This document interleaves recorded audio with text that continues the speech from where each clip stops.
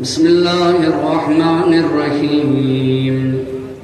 التائبون العابدون الحامدون السائحون الراكعون الساجدون الآمرون بالمعروف والناهون عن المنکر.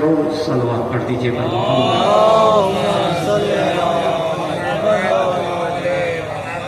عشر مجالس کی چھٹی گفتگو ہے اور عنوان گفتگو ہے کربلا کام بکام. اس عنوان پہ گفتگو کرنے کے لیے قرآن مجید کی جس آیت مبارکہ کو سرنامہ سخن قرار دیا ہے اس میں خالق اور مالک مصلحین کے شرائط کو بیان کر رہا ہے.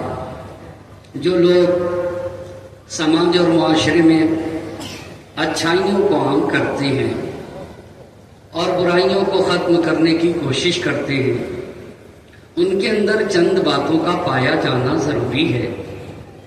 وہ پہلے صالح ہونا چاہیے. انہیں خود کو پہلے اپنے آپ کو نورانی بنانا ہوگا اور نورانی ہی انسان سماج اور معاشرے کو نورانیت عطا کر سکتا ہے. اسی لیے قرآن مصلحین کی چند شرطوں کو بیان کر رہا ہے. مصلحین کی پہلی شرط یہ ہے التائبون.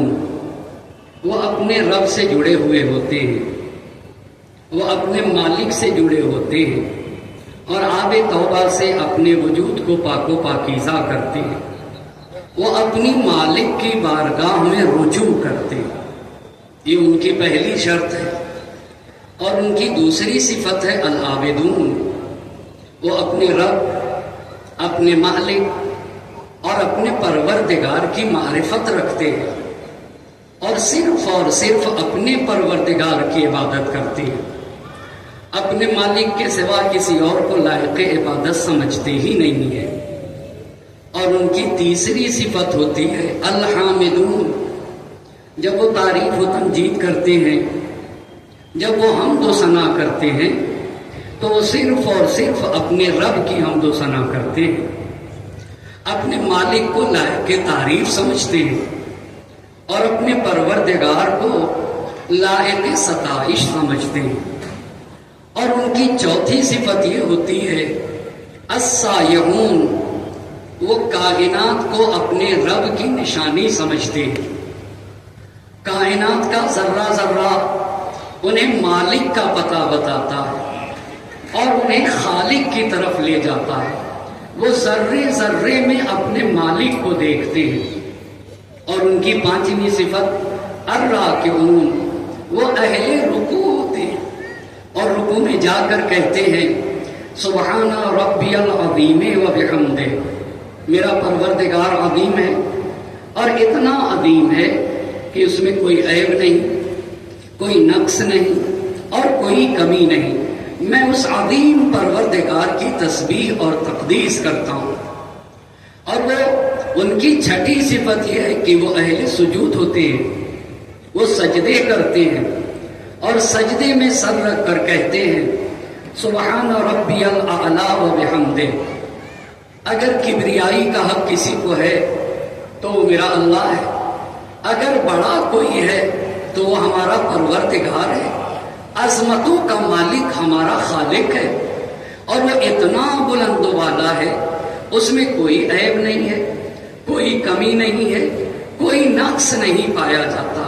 ہم اس عظیم پروردگار کی جو ہر عیب سے پاک و پاکیزہ اور ہر کمی سے منزہ ہے, ہم اس پروردگار کی تسبیح کرتے ہیں.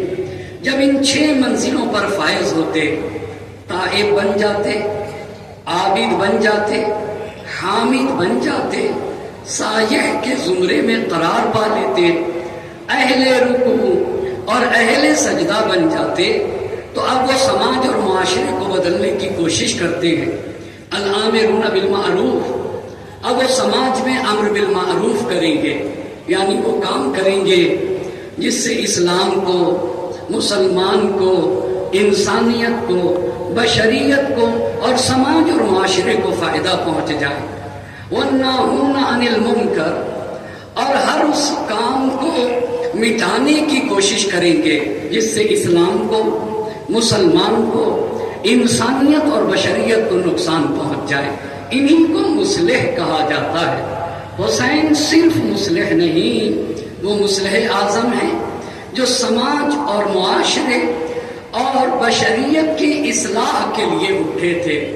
लेकिन हर साहिबे ईमान के लिए ये लम्हे फिक्रिया है कि नबी की रहलत के 50 बरस के बाद नवासे रसूल को बेदर्दी के साथ शहीद किया गया। इसके असबाब क्या हैं, इसके रीजंस क्या हैं और इसकी वजहें क्या हो सकती हैं। तारीख में वो कौन से असबाब रूनुमा हुए जिसकी बुनियाद पर बनी उमैया ने, जो ज़ाहिरन अपने आप को मुसलमान कह रहे थे, अपने आप को नबी का कलमा गो कह रहे थे, पर इज्तिमाई तौर पे नवासे रसूल को एक सहरा और बयाबान में घेर के शहीद कर दिया गया। इन्हीं असबाब को जानने के लिए इस अशरे का एहतमाम है और उन्वान है करबला गाम बगाम। नबी की रहलत सन 11 हिजरी में, सैयदुल शुहदा की शहादत सन 61 हिजरी, 11 से 61 50 साल का गए। अच्छा, जब नबी पाक की रहलत होती है तो खिलाफत को गस्ब किया जाता है, लिहाजा पहले खलीफा 11 से 13 तक, दूसरे खलीफा 13 से 23 तक, तीसरे खलीफा 23 से 35 हिजरी तक। सन 35 हिजरी में तीसरे खलीफा का कत्ल होता है। कत्ल उस्मान के बाद सारे मुसलमान अमीरुल मोमिनीन के दस्ते मुबारक पर बैयत करते हैं और अली मुर्तज़ा खलीफतुल मुस्लिमीन तस्लीम किए जाते हैं। इमाम के 2 गद्दार दुश्मन, एक असहाब जमल जिन्हें नाकिसीन कहा जाता है, जिनके सरदार तलहा, ज़ुबैर, उम्मुल मोमिनीन आयशा, और दूसरा गद्दार दुश्मन अहले शाम मुआविया और मुआविया के तरफदार। इमाम ने जंगे जमल असहाब जमल यानी तलहा, ज़ुबैर, आयशा से लड़ी और बसरे में लड़ी। उनको शिकस्त देकर कूफे में आ गए। अब इमाम का सामना है एक दूसरे दुश्मन से, जो दुश्मन शाम में रहता है और वो दुश्मन मुआविया है। अहले शाम है और मुआविया के तरफदार है। इसीलिए इमाम ने कूफे को मरकज बनाया, इसलिए कि इमाम को मुआविया से मुकाबला करना है। और फिर इमाम ने अपना कासिद भेजा मुआविया के पास, जिसका नाम है जरीर। जरीर गए, मुआविया को इमाम की बैयत की तरफ दावत दी और फिर मुआविया ने कहा अहले शाम से मशवरा करूंगा, और उसके बाद अपने भाई उतबा इब्ने अबी सुफियान से, उतबा इब्ने अबी सुफियान ने कहा अम्र आस को बुला लो, अम्र आस ने कहा शरहबील को बुला लो, और शरहबील ने आकर के तमाम अहले शाम को अमीरुल मोमिनीन के खिलाफ खड़ा कर दिया। इस तरीके से अहले शाम अमीरुल मोमिनीन के खिलाफ खड़े होने के लिए तैयार। फिर मुआविया ने हिजाज की बरजस्ता नुमाया शख्सियतों को खत लिखा अपना तरफदार बनाने के लिए। मोहम्मद इब्ने मुस्लिमा को खत लिखा, साद इब्ने अबी वक्कास को खत लिखा और अब्दुल्ला इब्ने उमर को भी खत लिखा, मगर किसी ने मुआविया की हमकारी और मदद के लिए किसी ने वादा न किया। उसके बाद हाजियों के भेष में लोग भेजे गए ताकि वो मक्के में ये खबर, झूठी खबर आम करें कि उस्मान के कातिल अली है। तो इमाम अली को ये बात पता चली। इमाम अली ने अपने गवर्नर कुसम को भी खत लिखा और इमाम अली ने साथ साथ अपने गवर्नर जो मदीने के गवर्नर थे सहल बिन हुनैफ, उनको भी खत लिखा। उनको खत लिखने के बाद अब ये देखा इमाम ने कि मुआविया मुकम्मल तरीके से जंग के लिए तैयार है। अब ताखीर करने में इस्लाम की भलाई नहीं है और इस्लाम खतरे से खाली नहीं। तो इमाम ने अपने असहाब को बुलाया और वो भी कूफे में बुलाया, जिनमें अम्मार हैं और जिनमें सहल बिन हुनैफ हैं, हाशिम बिन उतबा हैं और दीगर असहाब मां। उसमें इमाम ने बुलाकर अपने असहाब के चंद अहम पॉइंट्स बताए, जिसमें से ये कहा कि ऐ मेरे साथियों, तुम ایسے جوان مرد ہو جن کی رائے درست ہے، قابل اہمیت ہے، تم حلیم اور بردبار ہو، تمہارے امور مبارک ہیں، تم حق بات کہتے ہو۔ یہ بتاؤ، ہم نے اپنے اور تمہارے دشمن سے جنگ کرنے کا فیصلہ کر رکھا ہے، تمہاری رائے کیا ہے؟ جب امام نے یہ کہا تو عمار یاسر کھڑے ہوئے۔ عمار یاسر نے تقریر کی، جتنا جلدی ہو سکے چلیے۔ عمار یاسر کے بعد سہیل بن حنیف نے تقریر کی، وہ بھی آپ کی خدمت میں پیش کر دیا۔ سہیل بن حنیف کے بعد عدی بن حاتم طائی نے تقریر کی، وہ بھی آپ کی خدمت میں پیش کر دیا۔ اب اتنی بات کل تک کی تھی، اور اب آج کی نئی گفتگو۔ ابھی امام کے اصحاب معافت اور امام نے اپنے اصحاب سے جب یہ رائے لی کہ ہم کو معاویہ سے لڑنے چلنا ہے، آپ کی کیا رائے ہے؟ اپنے اصحاب کی تکریم کرتے ہوئے تو امام کے اصحاب میں سے جن پر امام اعتماد کرتے، ایک صحابی کا نام ہے قیس بن سعد بن عبادہ۔ اب چوتھے صحابی جو کوفے میں امام کی بارگاہ میں کھڑے ہوئے، اور کھڑے ہونے کے بعد انہوں نے امام کے حضور میں تقریر کی، وہ اس طریقے سے تقریر ہے، وہ تقریر بھی قابل غور ہے اور توجہ کی حامل ہے۔ اس میں یہ کہتے، آقا سے کہتے کہ آقا جتنی جلدی ہو سکے ہمیں دشمن خدا سے لڑنے کے لیے لے چلیے۔ لفظوں پہ غور کریے گا، جتنی جلدی ہو سکے ہمیں لے چلیے، اس لیے کہ یہ قیس بن سعد بن عبادہ کہہ رہے کہ جتنی جلدی ہو سکے ہمیں لے چلیے، اس لیے کہ میرے نزدیک ترک و روم سے زیادہ محبوب یہ ہے کہ میں ان سے جنگ کروں۔ ترک و روم کیوں کہا؟ اس لیے کہ جب یہ گفتگو ہو رہی تھی تو اس وقت ترک کے لوگ اور روم کے لوگ دشمن خدا تھے۔ کہا ترک اور روم کے لوگ جو دشمن خدا ہیں اور بالکل واضح طور پر خدا کے دشمن ہیں، ان سے جنگ کرنے سے زیادہ اہم ہے ان سے جنگ کرنا۔ کیوں؟ دلیل سنیے گا، دلیل قابل توجہ ہے۔ قیس نے کہا پہلی بات یہ کہ ان لوگوں نے خدا کے دین میں مکر کیا ہے۔ ایک ایک بات پہ توجہ کریے گا، اور بڑی عظیم بات ہے، انہوں نے نفاق سے کام لیا ہے۔ یہ دوسری دلیل۔ بس پہلی دلیل کیا کہی قیس نے؟ انہوں نے دین خدا میں مکر و فریب کیا ہے۔ دوسری دلیل کیا کی؟ انہوں نے نفاق سے کام لیا۔ اور تیسری دلیل، یہ لوگ رسول خدا کے دوستوں کو ذلیل و خوار کرنا چاہتے ہیں۔ یہ 3 پوائنٹس بتائیں، اور اگر اس بات کو میں ہلکی سی اس کی وضاحت کروں، اور یہ چاہوں گا کہ اپنی بات کو آپ کے سامنے زیادہ سے زیادہ باتوں کو پہنچا سکوں، اور کم از کم اس عشرے میں جنگ صفین کو تو پائے تکمیل تک پہنچایا جا سکے۔ البتہ اس کے لیے آپ کی مدد درکار ہے۔ انہوں نے کتنی دلیل پیش کی؟ کتنی دلیل؟ 3۔ پہلی دلیل کیا کی کہ دین خدا میں مکر کیا۔ دوسری دلیل نفاق سے کام لیا۔ تیسری دلیل رسول خدا کے دوستوں کو ذلیل و خوار کرنا چاہتے ہیں، لہذا ان سے جنگ کرنا میرے نزدیک ترک و روم سے جنگ کرنے سے زیادہ محبوب ہے۔ ایک ایک بات پہ توجہ کریے گا، زمین کے اوپر نبی کا کارنامہ کیا ہوتا ہے؟ زمین پہ نبی کا کارنامہ کیا ہوتا ہے؟ نبی آتا کیوں؟ نبی ایک پیغام لے کے آتا ہے، نبی ایک میسج لے کے آتا ہے، نبی ایک دین لے کے آتا ہے۔ وہ نبی کا میسج کیا ہوتا ہے؟ نبی کا پیغام کیا ہوتا ہے؟ نبی شرک کے خلاف، نبی اٹھتا ہے شرک کے خلاف، ظلم و ناانصافی کے خلاف، اوہام و خرافات کے خلاف۔ بس نبی کتنی چیزوں کے خلاف قیام کرتے ہیں؟ کتنی چیزوں کے خلاف؟ شرک کے خلاف 1، ظلم و ناانصافی کے خلاف 2، اور اوہام و خرافات کے خلاف 3 چیزیں۔ سیدھے لفظوں میں کہوں کہ ظاہری کفر کے خلاف نبی کھڑے ہوتے ہیں۔ ایک ایک بات پہ توجہ کریے گا، جو بالکل واضح ہے، شرک کفر۔ اور رک جائیے گا، تو یہ تو ہو گیا نبی کا کام۔ سوال یہ ہے کہ امام کا کام کیا ہوتا ہے؟ امام کا کام کیا ہوتا ہے؟ ہم نے مکتب میں ہم پڑھتے ہیں مدرسوں میں یہ پڑھایا جاتا ہے کہ جو میسج نبی لے کر آتا ہے اسی میسج کو امام کیا کرتا ہے؟ بچاتا ہے.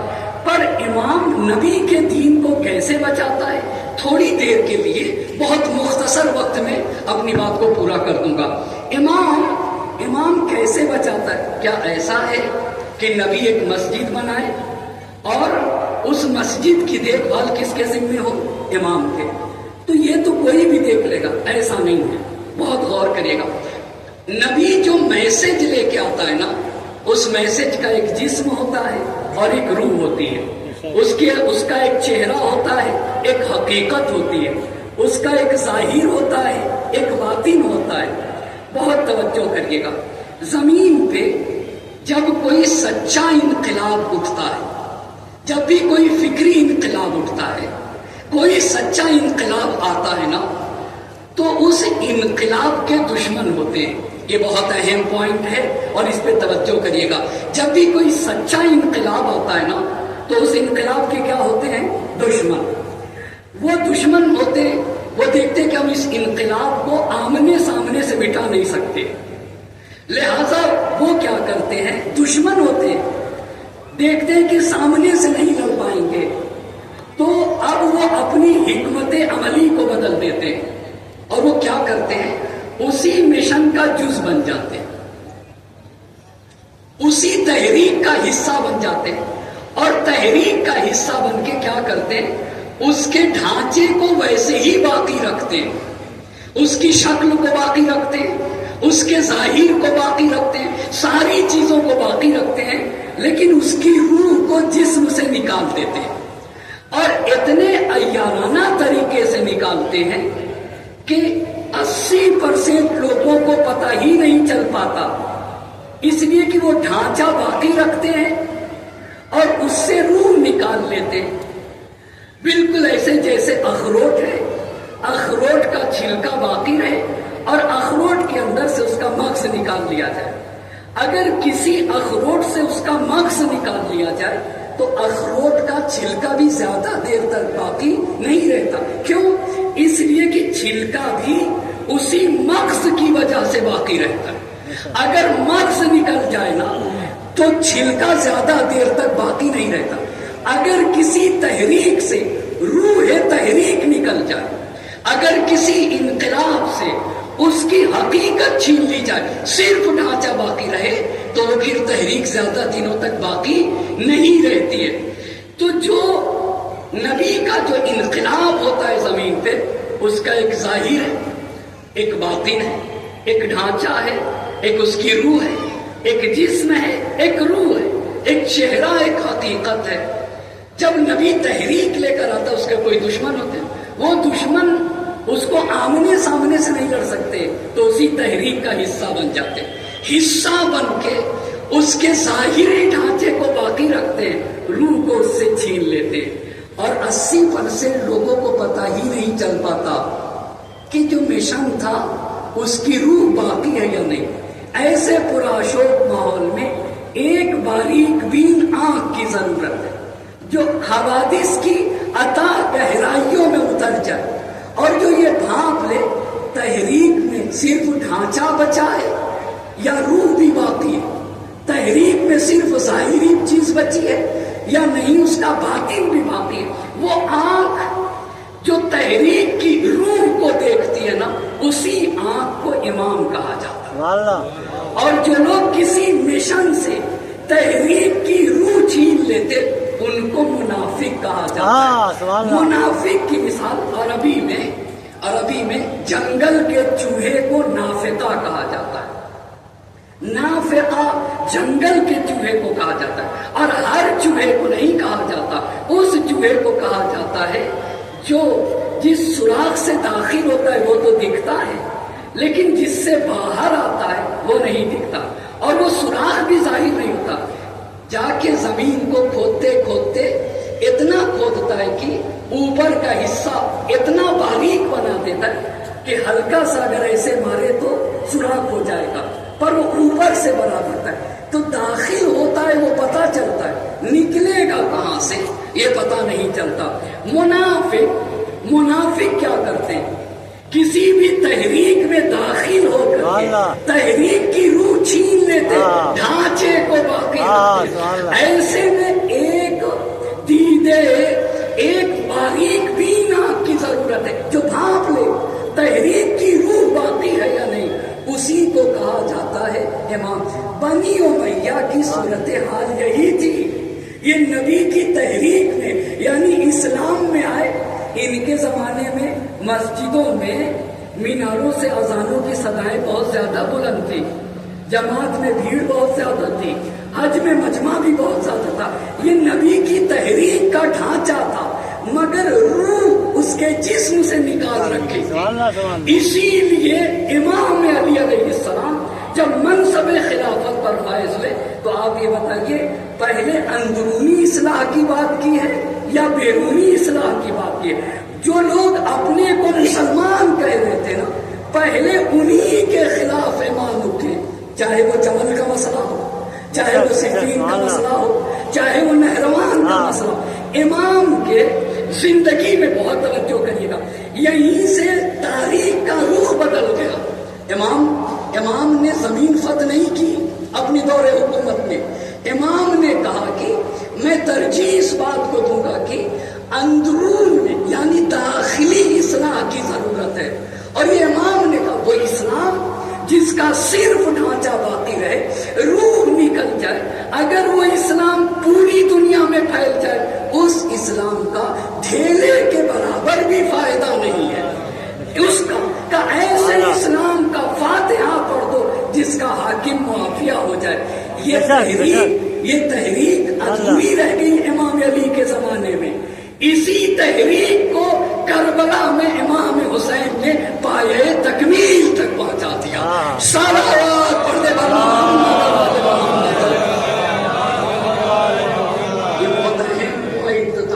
امام حسین نے بھی اندر کی اصلاح کرنی چاہیے۔ وہ علی الاسلام یا السلام اذ قد بلیت الامت برائن مثل یزید۔ یہی بات قیس بن سعد بن عبادہ نے کہا کہ انہوں نے مکر و فریب کیا۔ مکر و فریب کیا کیا؟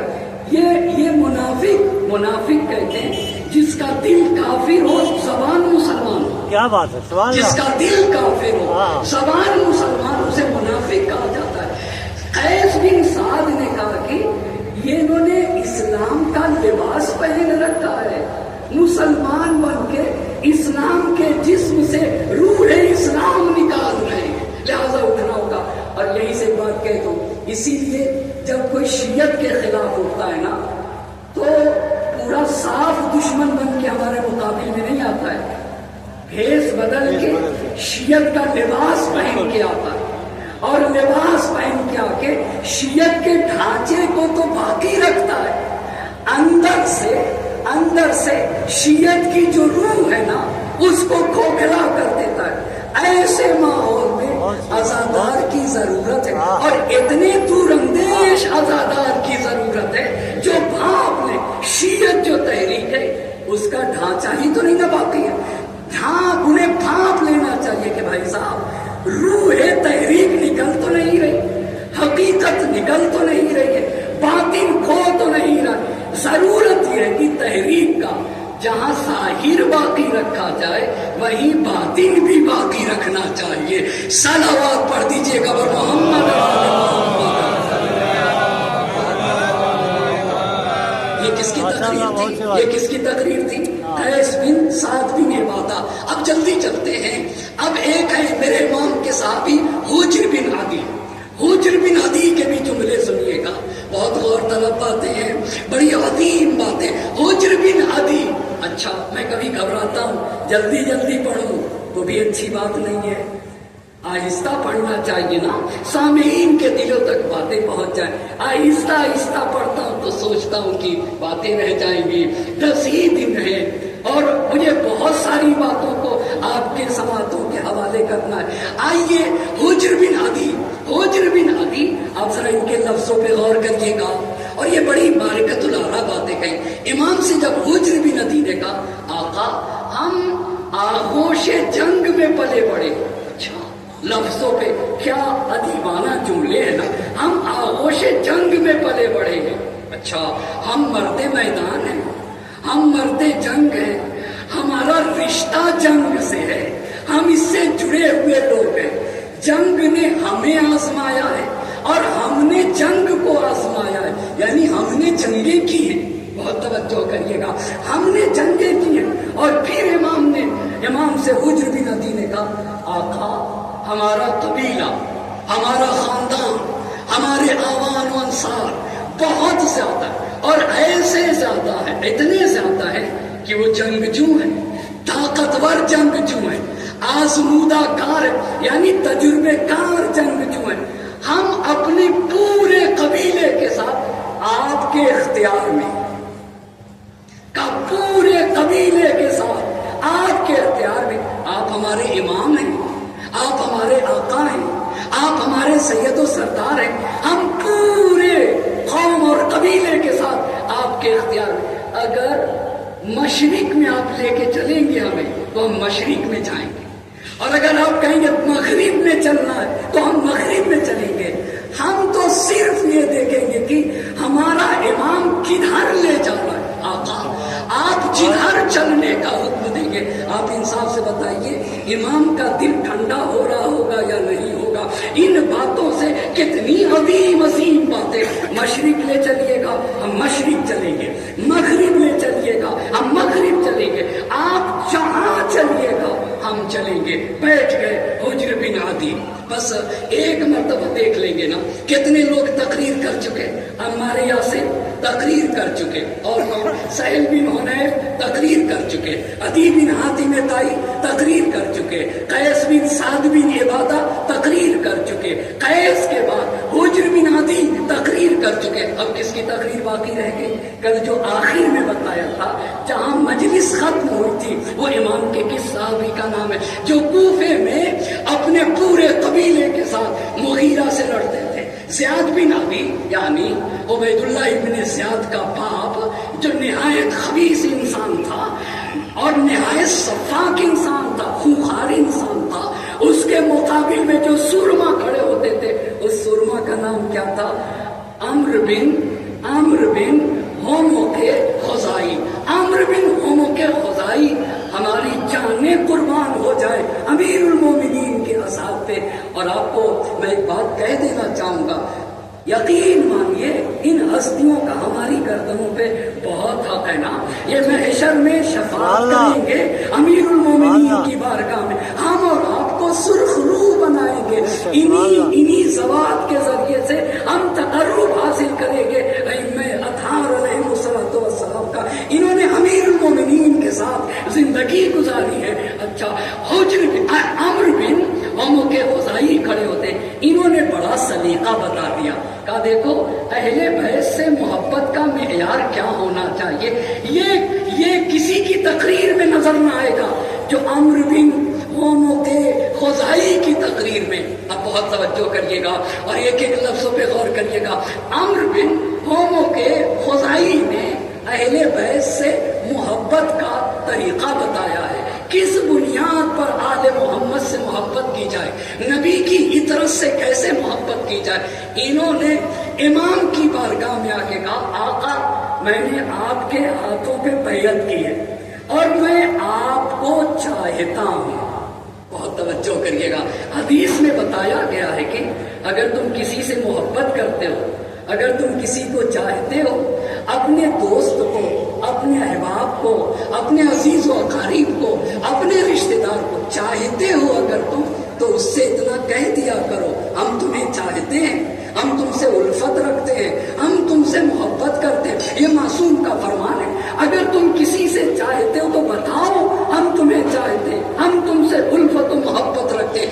عمرو بن ہومو کے خزائی کھڑے ہوئے اور کہا، آقا میں نے آپ کے ہاتھوں پہ بیعت کی ہے اور میں آپ کو چاہتا ہوں، میں آپ کو دوست رکھتا ہوں، میں آپ سے محبت کرتا ہوں، میں آپ سے عشق کرتا ہوں، لیکن اب اہم پوائنٹ ہے، اب وہ معیار بتا دیے، اب وہ معیار بتانے جاتے، کہا لیکن میں کسی رشتہ داری کی بنیاد پر آپ کو نہیں چاہتا۔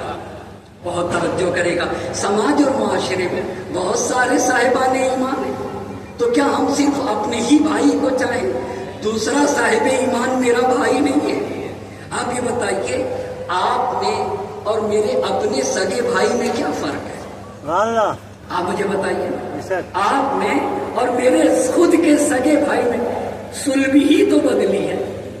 وہ میرے باپ کا میرے ماں باپ کے صلب اور رحم سے پیدا ہوا اور آپ اپنے ماں باپ کے صلب اور رحم سے.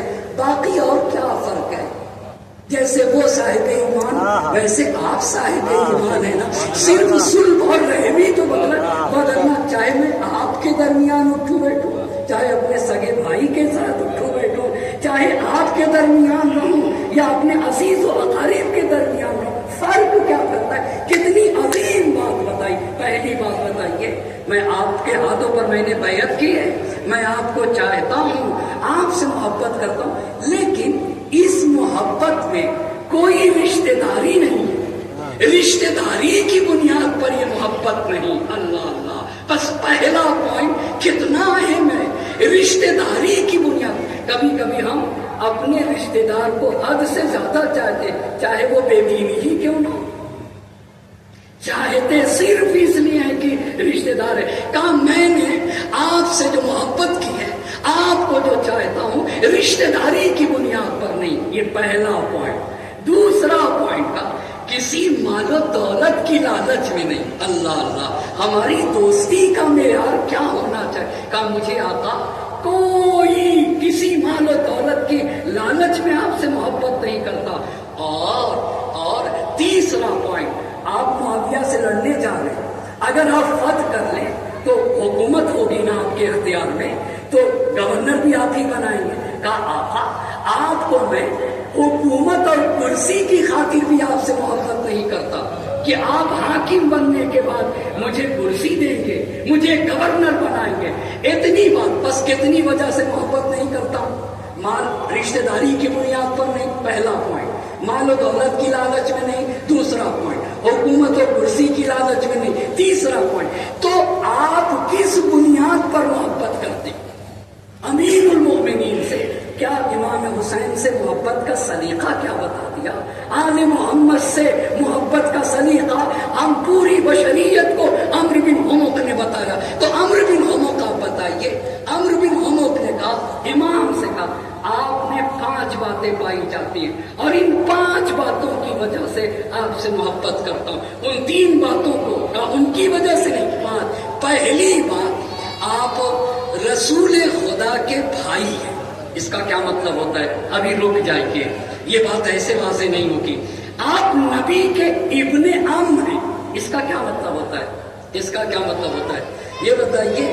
واقعہ ذوالشیرہ میں نبی نے کیا کہا تھا؟ نبی نے یہی تو کہا تھا, دین خدا میں جو میری مدد کرے گا وہ کیا ہوگا؟ وہ میرا بھائی ہوگا, میرا وصی ہوگا. اور جب امیر المومنین نے مدد کا وعدہ کیا تو نبی پاک نے فرمایا ان ھذا اخی و وصی, علی میرے بھائی ہے. اچھا, مدینہ جب ہجرت کر کے آئے تو پیغمبر پاک نے مہاجرین اور انصار کے درمیان عقد اخوت قائم کیا. عقد اخوت کیا؟ ایک طرف مہاجر اور ایک طرف انصار. مہاجر کس کو کہتے ہیں؟ مکے سے جو ہجرت کر کے مدینے آئے تھے انہیں کیا کہا جاتا ہے؟ مہاجر. انصار کسے کہتے ہیں؟ مدینے کے لوگ جو اوس اور خزرج تھے, جب یہ مسلمان ہوئے تو انہیں انصار کہا گیا. عقد اخوت, ایک طرف مہاجر ایک طرف کیا ہے؟ انصار, اور دونوں کو ایک دوسرے کا بھائی بنا دیا. مہاجر اور انصار کو آپس میں بھائی بنایا. بھائی کس بنیاد پر بنایا تھا؟ ایمان کی بنیاد پر. اگر مہاجر کا ایمان 5 درجے کا ہے, انصار کا ایمان بھی 5 درجے کا ہے, تو 5 درجے کو 5 درجے کے ساتھ بھائی بنایا گیا. اچھا, اس کا مطلب یہ ہوا کہ بھائی کس بنیاد پر بنایا گیا تھا؟ ایمان کی بنیاد پر. تو یہ بتائیے رسول اللہ مہاجر ہیں یا انصار؟ جی رسول خدا مہاجر ہے نا, امیر المومنین مہاجر ہیں. اور عقد اخوت کیسے بنایا تھا؟ ایک طرف مہاجر دوسری طرف انصار. مگر مدینے میں نبی اور علی ایک دوسرے کے بھائی بنے. کیوں بھائی صاحب؟ 2 مہاجر کیوں بھائی بن گئے؟ جبکہ بنایا جا رہا تھا ایک طرف مہاجر ہو دوسری طرف انصار ہو. تو مدینے میں رسول اللہ علی مرتضیٰ بھائی بھائی بنے. کیوں؟ اس لیے کہ بھائی بنانے کے لیے ایمان شرط تھی. بہت توجہ کریے گا. بھائی نبی کے درجے کا ایمان کس کے پاس ہے؟ صرف علی مرتضیٰ کے پاس ہے. چونکہ علی اور نبی کے ایمان کا درجہ برابر ہے، لہذا مہاجر ہو کر بھی رسول اور علی بھائی بھائی بنے. آپ کو اندازہ ہوگا. یہ عمرو بن کے خزائی نے کہا نبی آپ نبی کے بھائی ہیں. دوسرے لفظوں میں کہا آپ کا ایمان نبی کے ایمان کے درجے کا ہے. یہ کہنا چاہا. اسی لیے جنگ خندق میں جب امیر المؤمنین عمرو بن عبدود کے مقابل میں گئے تو نبی پاک نے فرمایا لبرز الایمان کلہ الی الکفر کل ایمان کل کفر کے مقابل میں جا رہا ہے. ایک صلوات پڑھ دیجیے.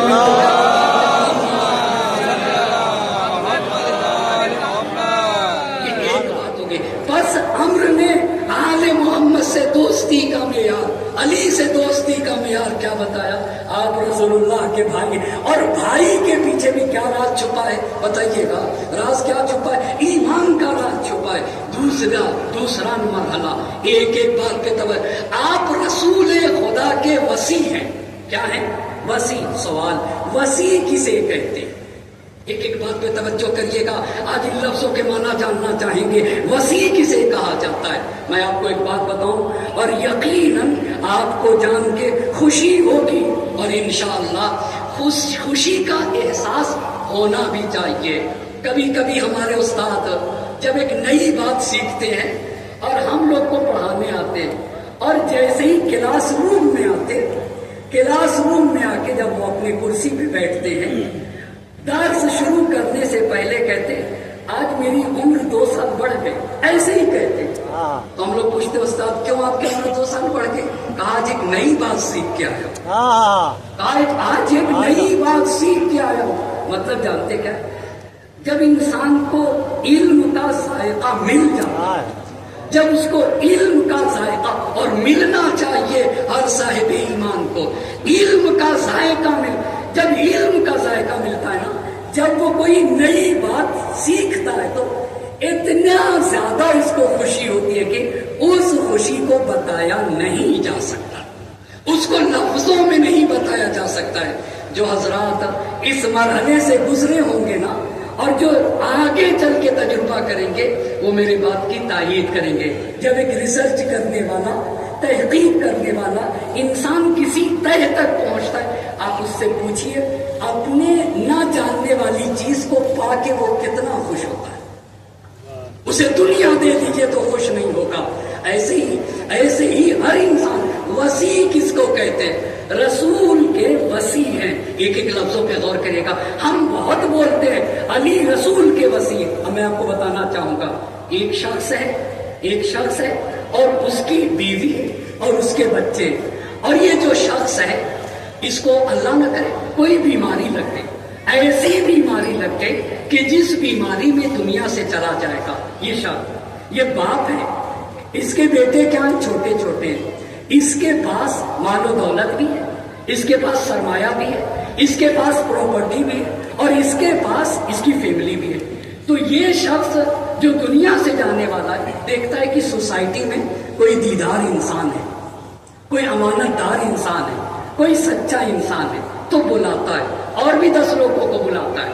بلانے کے بعد کہتا ہے کہ دیکھو میں مرنے والا ہوں، میرے بچے کمسن ہیں، میرے بچے تنہا زندگی نہیں چلا سکتے، میں چاہتا ہوں کہ میرے جتنی دولت ہے وہ اور میرے یہ بچے تمہارے حوالے کرتا ہوں، اپنی دولت اور بچے کو تمہارے حوالے کرتا ہوں. تو یہ جو بیماری میں مبتلا تھا اس کو کہا جاتا ہے موسی. اسے کیا کہا جاتا ہے؟ موسی. اور جس کے حوالے کر رہا ہے اس کو کہتے ہیں وصی. اسے کیا کہا جاتا ہے؟ وصی. وصی کہتے ہیں جس کے حوالے انسان अपनी प्रॉपर्टी और अपनी फैमिली को जिसके हवाले कर दे, उस शख्स को क्या कहा जाता है? उसका वसी कहा जाता है। एक बात सवाल यह है कि नबी ने अपने बात के लिए अपनी उम्मत किसके हवाले की और अपनी शरीयत किसके हवाले की? अपनी उम्मत और अपनी शरीयत जिसके हवाले करके जाए उस ज़ाते गिरामी को वसी कहा जाता है, और वो कोई और नहीं, अली मुर्तज़ा हजरत अली इब्ने अबी तालिब।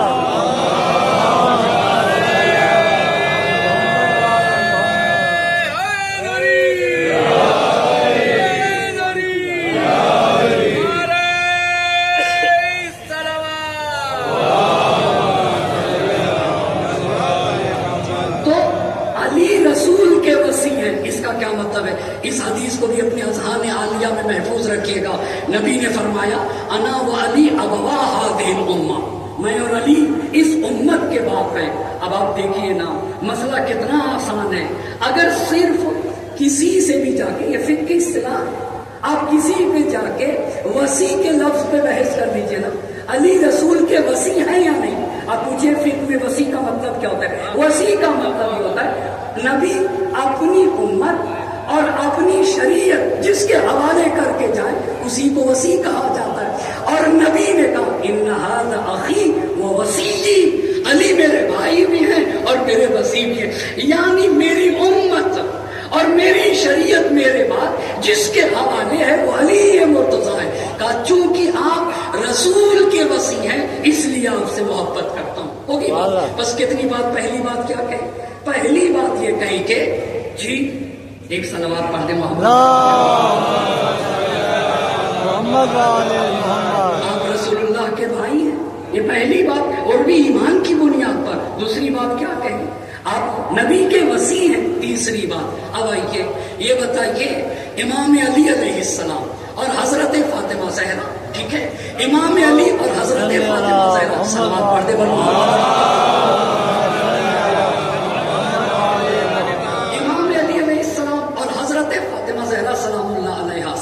इमाम हसन मुश्तबा और इमाम हुसैन अलैहिस्सलाम।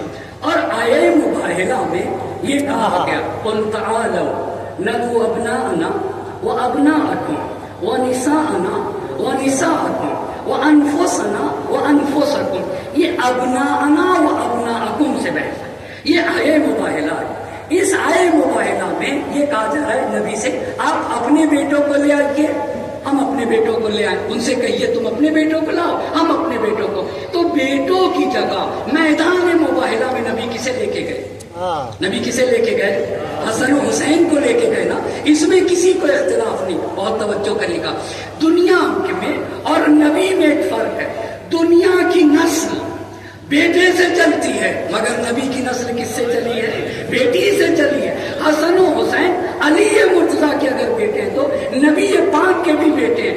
हसन हुसैन रसूलुल्लाह की ज़ुर्रियत है। हसन हुसैन क्या है? ज़ुर्रियत कहते हैं औलाद। हसन हुसैन रसूलुल्लाह की ज़ुर्रियत है। और किसके सुल्ब से पैदा है? सुल्ब तो अली का है ना, रहम तो शहजादी है कौनैन का है ना। कहा ज़ुर्रियत नबी की, सुल्ब किसका? सुल्ब किसका बताइएगा? सुल्ब इमाम का, अमीर बयान का। अच्छा, ये कहाँ का? और नबी ने ये फरमाया ना, हदीस सकलैन में फरमाया, इन्नी तारिकुन फीकुम सकलैन किताबल्लाह व इतरती अहल बैती मा इन तमस्सकतुम बिहिमा लन तज़िल्लू अबदा व लन यफ्तरिका हत्ता यरिद अलैया अलमौत। तुम्हारे दरमियान दो गिरा कद्र चीजें छोड़े जा रहा हूँ, एक अल्लाह की किताब, दूसरी मेरी इतरत जो मेरे अहले बैत है। तीसरा पॉइंट बहुत अहम है, कहा नबी की ज़ुर्रियत के आप बाबा हैं। अल्लाह, नबी की जो औलाद है हसन और हुसैन, जिन्हें अल्लाह के नबी उम्मत के दरमियान छोड़ के गए। आगे बताइए, एक एक बात में थोड़ा सा रुकिए। इमाम अली के बेटे का नाम, ठीक है, इमाम हसन, इमाम हुसैन भी। अच्छा ये बताइए, चौथे इमाम के बाबा का नाम क्या? इमाम हुसैन। पांचवें इमाम के बाबा का नाम? चौथे इमाम। छठे इमाम के बाबा? पांचवें। चौथे इमाम से लेके 12वें इमाम सब इमाम हुसैन की औलाद है।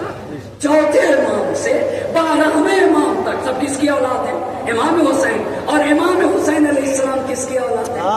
इमाम हुसैन इमाम अली के। इमाम हसन किसकी औलाद है? इमाम अली की। तो जिन्हें नबी अपना जानशीन के तौर पे उम्मत में छोड़ के गए, वो औलाद अली इब्न अबी तालिब है और नबी की ज़ुर्रियत है।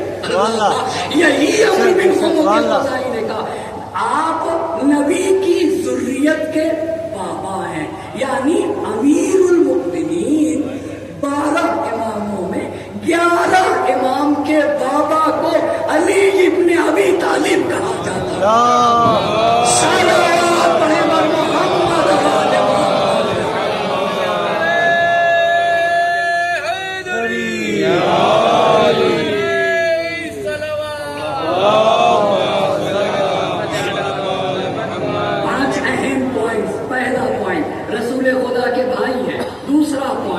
दूसरा पॉइंट जी आप वसी हैं। और तीसरा पॉइंट जो आपकी ज़ुर्रियत है, जिसे नबी की जो ज़ुर्रियत है, जिसे आप उम्मत के दरमियान छोड़ के गए, नबी छोड़ के गए, ऐ अली आप उन ज़ुर्रियत के बाबा हैं, इसलिए आपसे मोहब्बत करता हूँ।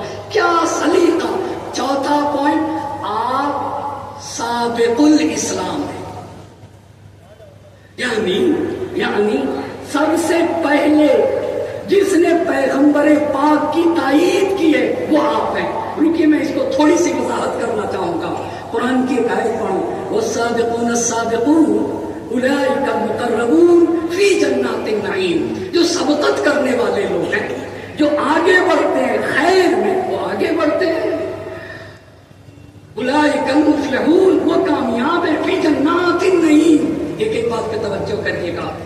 आप एक कंपनी बनाएं, और जब आप कंपनी बना रहे हो तो आपकी कंपनी को बहुत बड़ा खतरा लायक हो, और ऐसे में आपको कुछ सपोर्ट करने वाले लोगों की जरूरत हो। जब आप बिल्कुल तन्हा हो, आपका कोई साथ देने वाला ना हो, उसमें कोई आपका साथ दे दे, तो आप ये बताइए। और जहां हर तरफ आपके मुखालिफिन हो, कितना बड़ा मकाम है। जब पैगंबर पाक ने अपनी तहरीक का आगाज किया और कोई नहीं था पैगंबर पाक के पास, और कोहे हिरा पे जब कुरान उतरा, नबी का दीन उतरा, और नबी ने आके ये कहा मैं अल्लाह का रसूल हूं, तो सबसे पहले जिसने नबी की रिसालत की तायीद की है ना, उसे अली मुर्तजा कहा जाता है। सलावत पढ़ते बर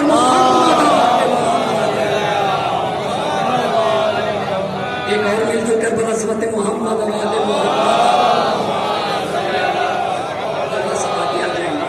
एक और सलावत पढ़ दे, थोड़ा सा आगे आ जाए, और मोहम्मद वाले मोहम्मद सलावत।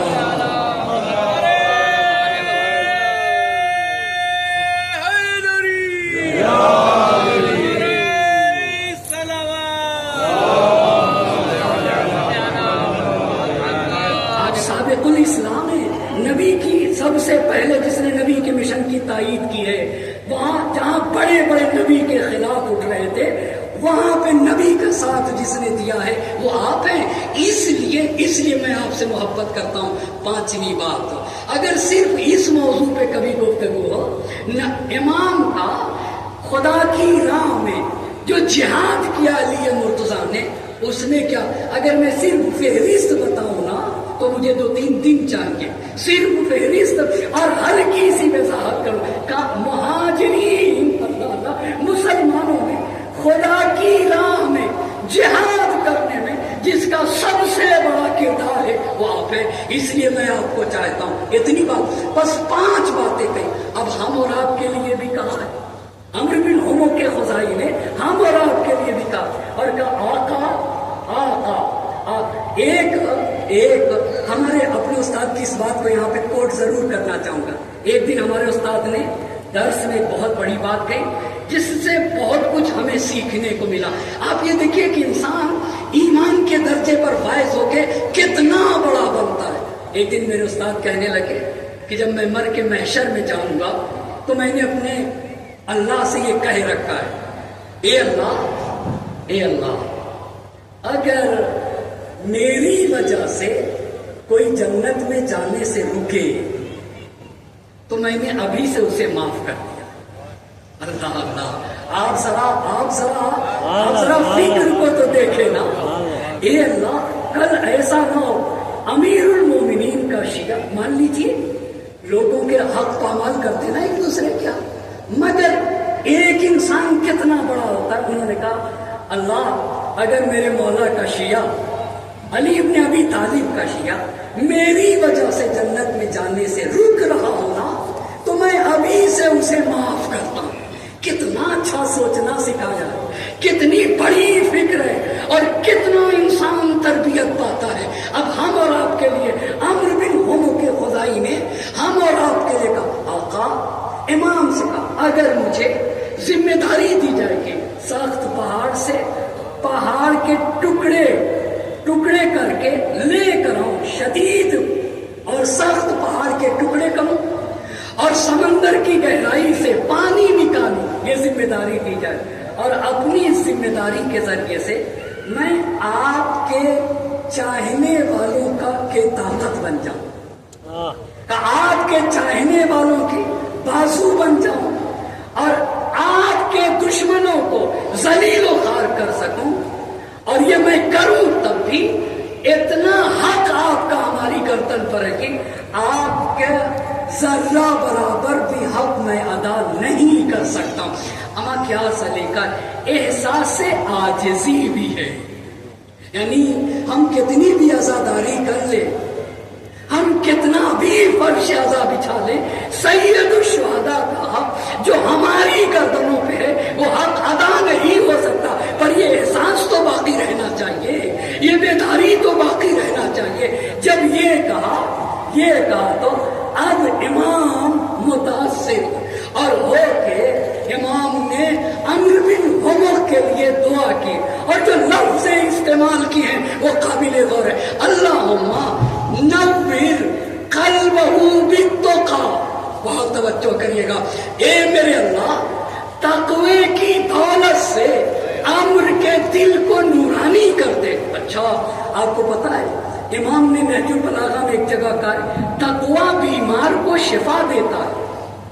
تقوی کیا کرتا ہے؟ بیمار کو شفا دیتا ہے.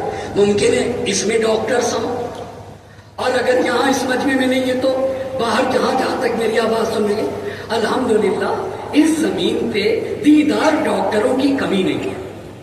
اور امام نے ایک نسخہ بتایا، جب بیمار ہوا کرو نا تو ڈاکٹر کے پاس جانے سے پہلے ایک چیز ضرور دیکھ لینا اور وہ یہ ہے کہ دیکھنا دیدار ہے یا نہیں، تقوی پایا جاتا ہے یا نہیں، پاکیزگی پائی جاتی ہے نہیں. خدا کی قسم ہم جتنے لوگوں کو جانتے ہیں اسی زمین پہ دیدار ڈاکٹر کی کمی نہیں ہے، متقی ڈاکٹروں کی کمی نہیں ہے. اسلام میں اسی ڈاکٹر کی اہمیت ہے جو ڈاکٹر بھی ہو دیدار بھی ہو. ڈاکٹر جب دیدار ہوتا ہے نا تو علاج صحیح کرتا ہے، جب علاج صحیح کرے گا تو بیمار شفا پا جائے گا.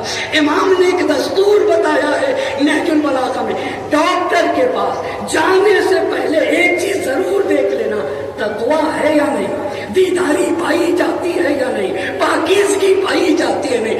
عمرو بن ہم کے خدائی کے حق میں امام نے جو دعا کی، اللہم نوّرہ بالتقی، ان کے قلب کو تقوی کے ذریعے سے نورانی فرما، واہدہ الی طریقک المستقیم. اور اے میرے اللہ عمرو بن ہم کو صراط مستقیم پر گامزن رکھ. یہ بہت بڑی دعا ہے، یہ بہت بڑا شرف اور فضیلت ہے. اور اس کے بعد امام نے کہا اس جملے پہ غور کرے گا، لیتا انا فی جندی مئتن مثلک، اے کاش، اللہ اللہ، اے کاش میرے لشکر میں تمہارے جیسے 100 سپاہی ہوتے. صلوات پڑھے بر محمد.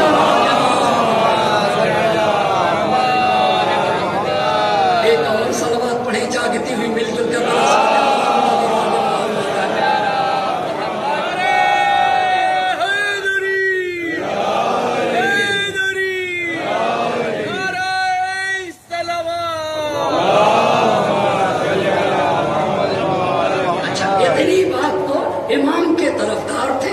امام کے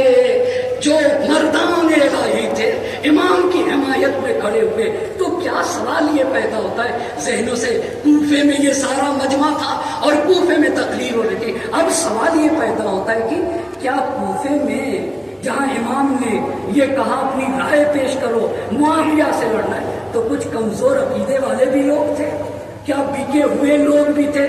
جی ہاں، 2-3 بکے ہوئے لوگوں کو بھی جان لیجیے نا.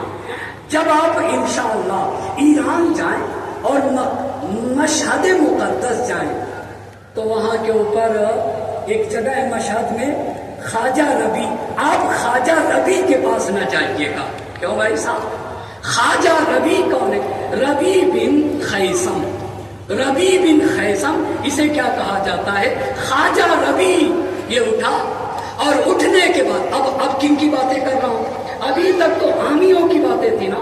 اب جو سست عقیدہ تھے، جو بے ایمان لوگ تھے، جنہوں نے امیر المومنین کی بارگاہ میں جسارتیں کی ہیں، اب ان کو سنیے. اور آہستہ آہستہ اب ہم لوگ جنگ صفین کی طرف چلیں گے، نخیلہ کی طرف نکلیں گے. اور آج آپ کے سامنے امام کی ایک عظیم تقریر لے کر آیا ہوں اور آج لکھ کر لایا ہوں، لفظ بلفظ آپ کے سامنے اسے کوٹ کرنا چاہوں گا اور تاکہ آپ کو اپنے امام کی بات بتا سکوں. اچھا، اب آئیے ربیع بن خیثم.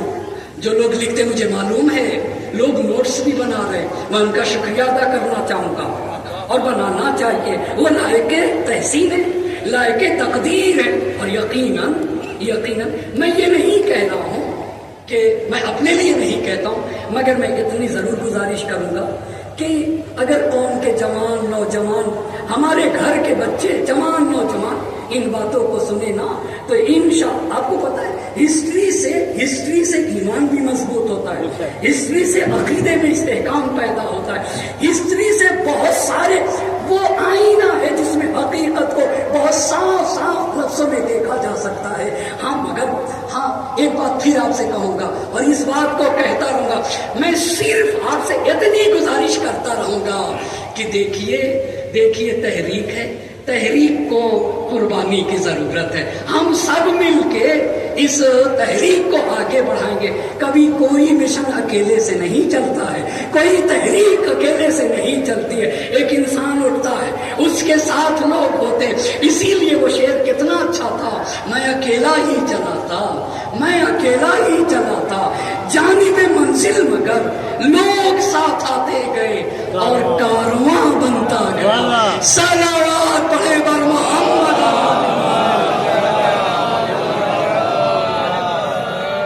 میں ہمیشہ سوچتا تھا کہ آج بھی میں ایران میں پڑھتا ہوں، میں طالب علم ہوں، کوشش کرتا ہوں اللہ مجھے طالب علم بنا کے رکھے، میرا رشتہ کتابوں سے جڑا رہے.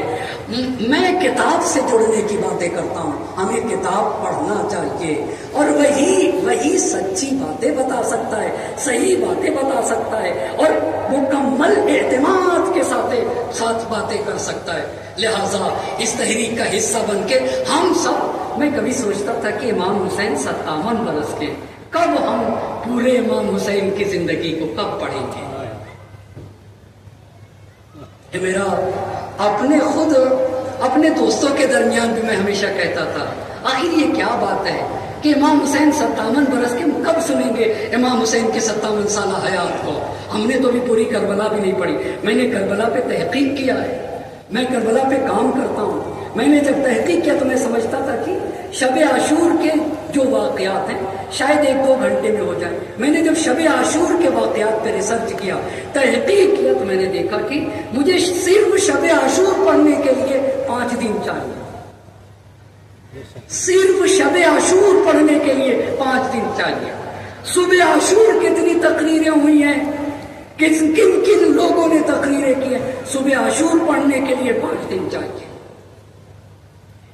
مگر کب سنا جائے گا؟ اسی لیے میں آپ سے دست بستہ گزارش کروں گا. آئیے اب ان کو بھی سنتے ہیں، ایک نام کو بھی یاد رکھتے ہیں. ربیع بن خیثم، بولیے نا، ربیع بن، آہستہ یاد کریں گے. یہ اس کا دوسرا نام ہے خواجہ ربیع. خواجہ ربیع مشہد میں کبھی لوگ چلے جاتے، نہیں جانا چاہیے.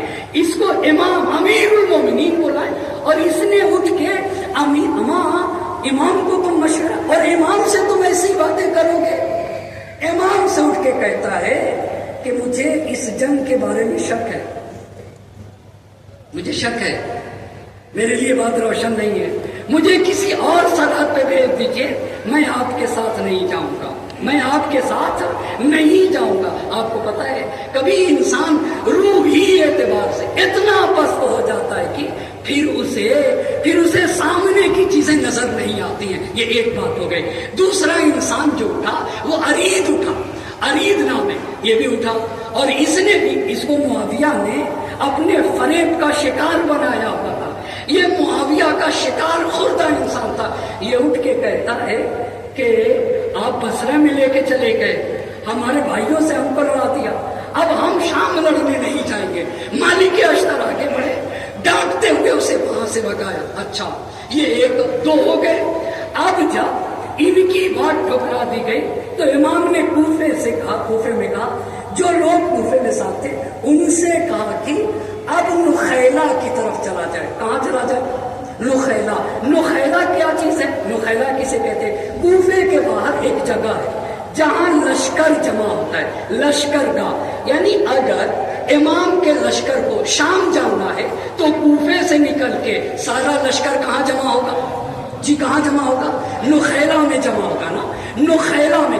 तो नुखैला कूफे के बाहर एक जगह है, वो लश्करगाह है, वहां पहले लश्कर जमा होता है, अमीर लश्कर का चुना जाता है और वहां से लश्कर जाएगा कहाँ के ऊपर? शाम जंग करने के लिए। जब इमाम ने कहा नुखैला की तरफ चलो तो अब एक और सवाल पैदा होता है, जैसे ही रवानगी का हुक्म दिया तो क्या इमाम के असहाब में मुनाफिकीन थे या नहीं?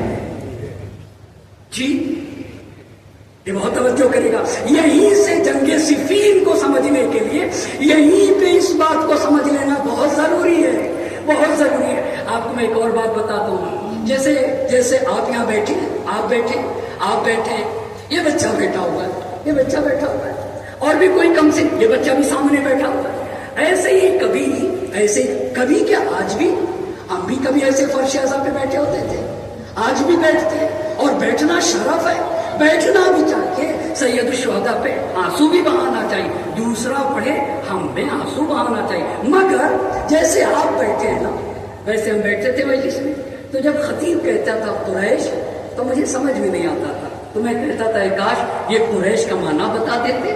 खतीब कहते थे हिजाज, तो मैं कहता था काश ये हिजाज का माना बता देते। खतीब कहता था बनी उमैया, तो मैं कहता था कि काश मुझे बनी उमैया नहीं, काश बनी उमैया का माना बता देते, ऐ काश बनी अब्बास का माना बता देते, ऐ काश नुखैला का माना बता देते, ऐ काश लश्कर को कितने हिस्सों में बांटा जाता है ये बता देते।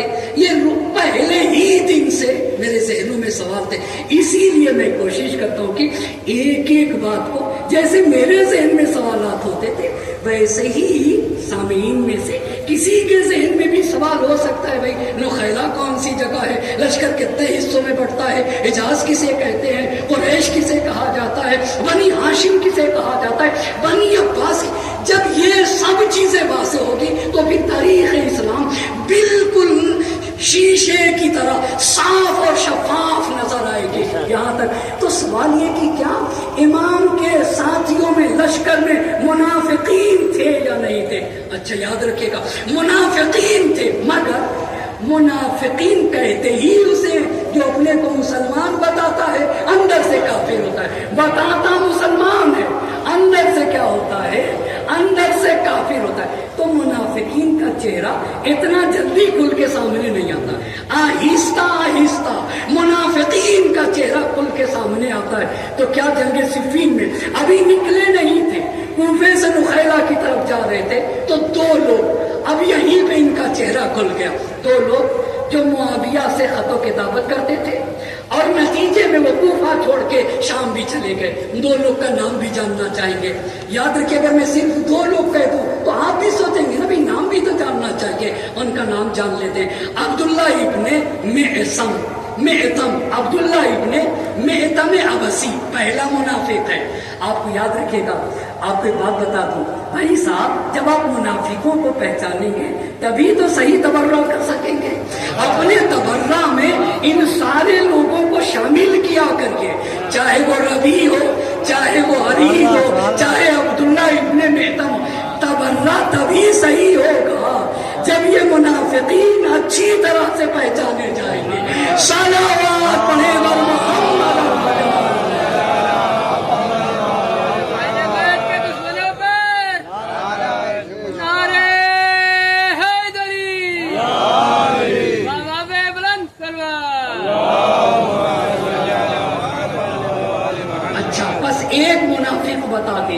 ایک منافق بتا دیجئے. ایک منافق یہ ہوا کہ عبداللہ ابن محتم عبسی, اور دوسرا منافق ہے حنظلہ بن ربی. بس ایک حنظلہ ہوا, ایک عبداللہ. یہ لوگ خط و کتابت کرتے تھے معاویہ سے, اور آخر میں کوفے سے فرار کر کے معاویہ سے جا ملے. ان لوگوں نے آ کر کہا کہ نہیں, جنگ کے لیے نہ جائیے. ایک ایک بات پہ توجہ کرے گا, جنگ کے لیے نہ نکلیے. معاویہ کو ابھی بھی اور خط بھیجیے. بڑے خط لکھے امام نے, بڑے خط لکھے, اور بھی خط بھیجیے, اس لیے کہ پتہ نہیں جیت کس کی. بہت توجہ کریے گا, بہت توجہ کریے گا. اب امام نے ایک بہت بڑی بات بتائی, اور جس میں ہم سب کے بہت سارے لوگوں کے ذہن میں یہ سوال ہے, اور اس سوال کا جواب دیا. انہوں نے کیا کہا بتائیے ذرا نا. نام کیا تھا؟ نام کیا تھا؟ عبداللہ ابن محتم اور حنظلہ بن ربی. انہوں نے کہا نہ چاہیے, پتہ نہیں فتح کس کی ہو, جیت کس کی ہو. اب امام نے وہ جواب دیا جو انبیاء جواب دیتے تھے. اچھا, وہ جواب کیا دیا؟ جواب یہ دیا کہ میں پہلے تھوڑا سا جواب امام کا پڑھ لوں. اور امام نے کہا اللہ بندوں کا بھی وارث ہے, زمین کا بھی وارث ہے. اللہ آسمان کا بھی رب ہے, زمین کا بھی رب ہے. بندوں کا بھی وارث, شہروں کا بھی وارث. زمین کا بھی رب, آسمان کا بھی رب ہے. اسی کی طرف پلٹ کے جانا ہے. جسے چاہے حکومت دے دے, جس سے چاہے حکومت لے لے, جسے چاہے عزت دے دے, جسے چاہے ذلیل کرتے. اچھا, اور پھر امام نے کہا وہ انسان گمراہ ہے, اور وہ انسان نافرمان ہے جس کا شیوا جنگ سے فرار کرنا.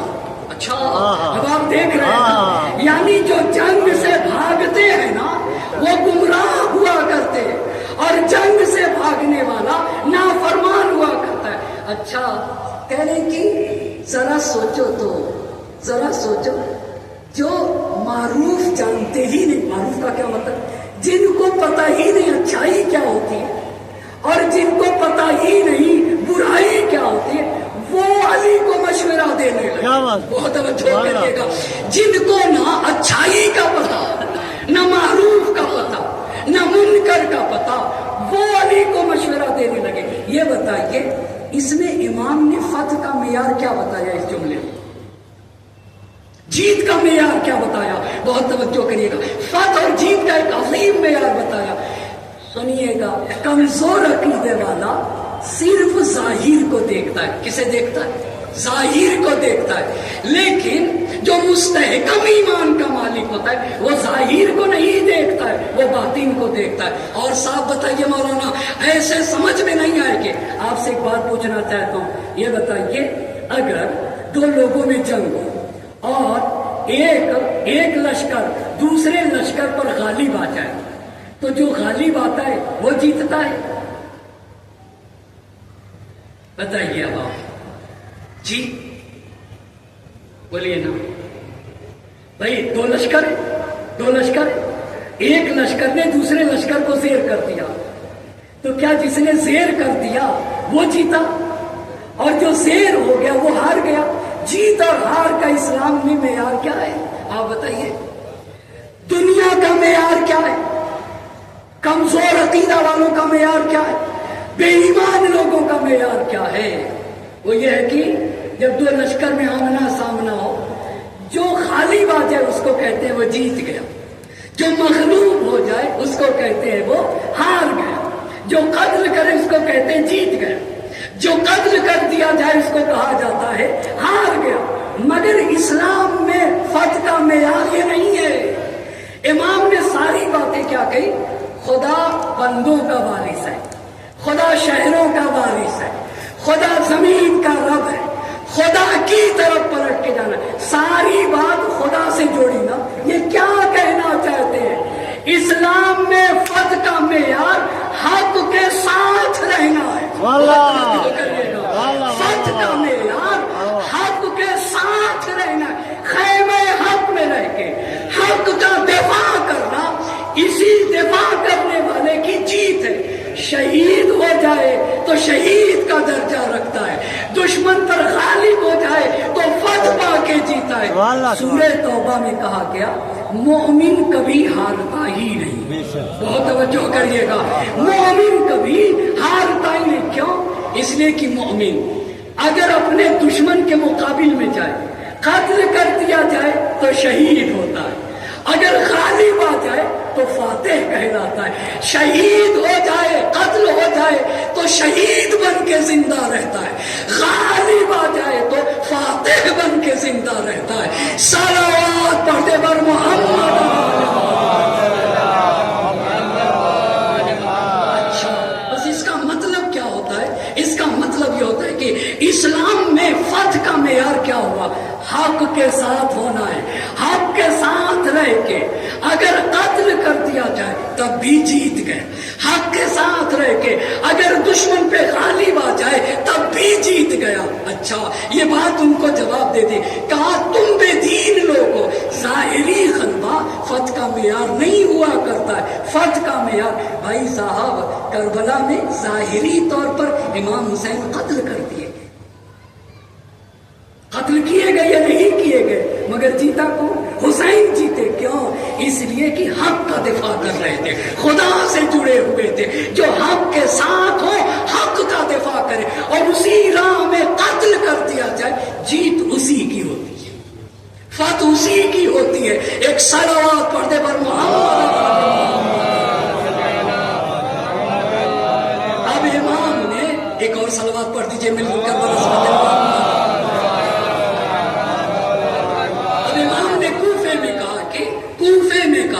کوفے سے کہا کہ نخیلا کی طرف پڑھو. نخیلا کی طرف پڑھنے کے لیے جب کہا تو حارث بن اعور حمدانی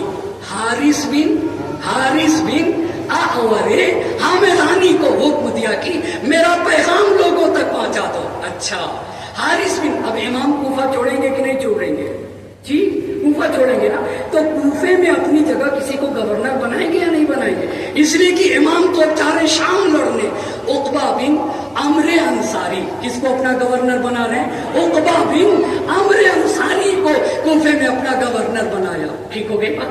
کوفے میں جب اپنا گورنر بنایا اب گورنر بنانے کے بعد اب ہے لوگوں کو کہا نخیلا کی طرف چلے جاؤ. امام بھی نخیلا میں آ کے. نخیلا کون سی جگہ ہے؟ نخیلا کون سی جگہ ہے؟ نخیلا لشکر گاہ ہے نا. اب آپ کو ایک اور بات بتانا چاہوں گا, مجھے بہت معاف کرے گا, اور میں یہ تشریح نہیں دے رہا ہوں, صرف اپنی بات کو سمجھانے کے لیے یہ بات آپ سے بیان کرنا چاہتا ہوں. آج یہ دیکھیں جو جنگ کی صورتحال ہے, یہ بتائیے جب کبھی جنگ ہوتی ہے تو کیا کام کیا جاتا ہے؟ پہلے کیا کیا جاتا ہے؟ جب جنگ ہوتی ہے تو ایک کوئی ڈرون آئے گا, ڈرون آ کے وہ جاسوسی کرتا ہے, جگہوں کو دیکھتا ہے, جب وہ دیکھ کر جاتا ہے تو کیا کیا جاتا ہے؟ پھر حملہ کیا جاتا ہے. یہی ہے نا, یہی ہے.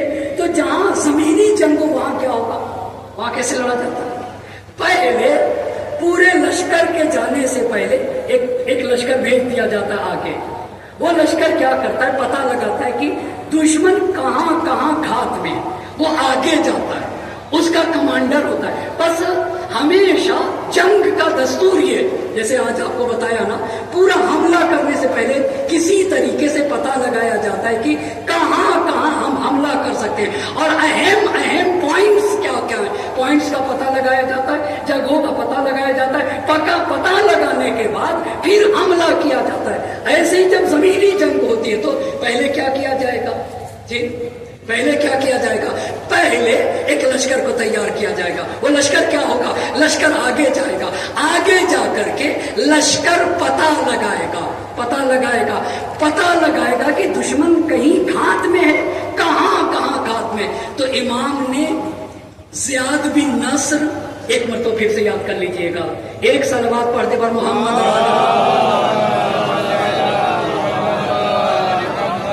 ایک اور صلوات پڑھے پر عظمت محمد.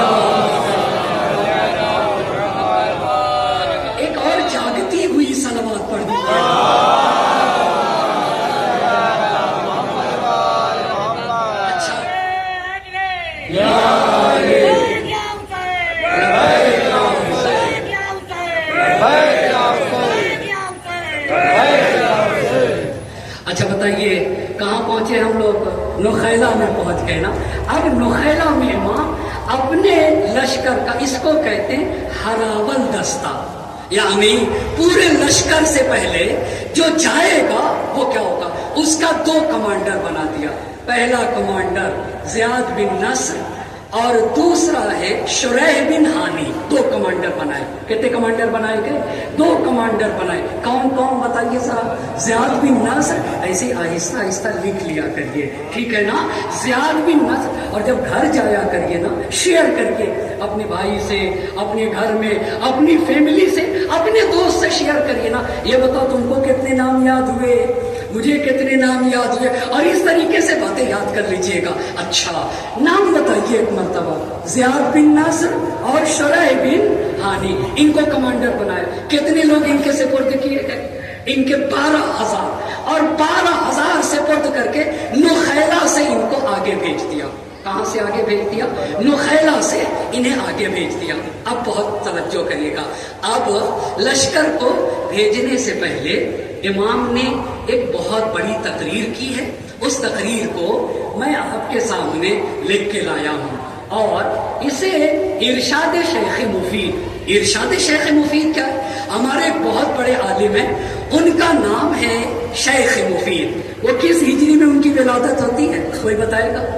अगर मजमे से किसी ने बता दिया शेख मुफीद की विलादत किस हिजरी में, एक भी कोई बता देना। 4वीं सदी के हैं आलिम, 4वीं सदी। पहला 100 साल, दूसरा 100 साल, तीसरा 300 साल गुजर गए। ये बताइए 11वें इमाम की शहादत कब है? कौन बताएगा? 260 हिजरी, 260 में 11वें इमाम की शहादत कब है? बोले ना, इमाम की 11वें इमाम की शहादत कब है? 260। इसका मतलब जानते क्या होता है? एक मरतबा थोड़ा सा आप तवज्जो कर लीजिएगा।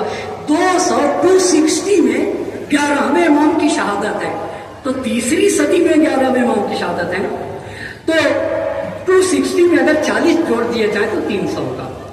336 हिजरी में 336 में शेख मुफीद की विलादत है। अजब, यानी कितने साल के बाद है हमारे 11वें इमाम के? 76।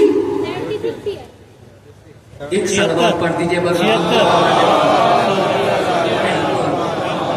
बच्चे अमल में बाप से आगे निकल गए। बच्चे अमल में बाप से आगे निकल गए। इसका मतलब है, अच्छा भाई और बात, 260 हिजरी में गैबत कुबरा का जमाना है ना, गैबत सुगरा, माफ करिएगा, पहले गैबत सुगरा फिर गैबत कुबरा, ठीक है ना। गैबत सुगरा किसे कहते हैं, कौन बताएगा? जिसमें इमाम के 4 खास नायब होते हैं। क्या? इमाम के 4 खास नायब। वो 4 खास नायब भी बताइए मौलाना। 1 उस्मान बिन सईद, 2 मोहम्मद बिन उस्मान, 3 हुसैन बिन रौ, 4 अली बिन मोहम्मद समरी। फिर से एक मरतबा इमाम के 4 नायब हैं, जिन्हें नायब खास कहा जाता है, और उन्हीं को नवाबे अरबा कहा जाता है। अब आप बताइए नवाबे अरबा कौन कौन है? उस्मान बिन सईद, मोहम्मद बिन उस्मान, हुसैन बिन, वहां एक इस बच्चे की सलामती के लिए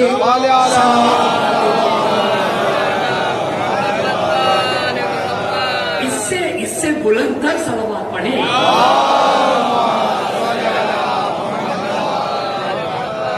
ऐसे ही बोलते रहिएगा। उस्मान बिन सईद, मोहम्मद बिन उस्मान, हुसैन बिन रौ, अली बिन मोहम्मद समरी। ये 260 में 260 में शुरू होता है, और 329 हिजरी में,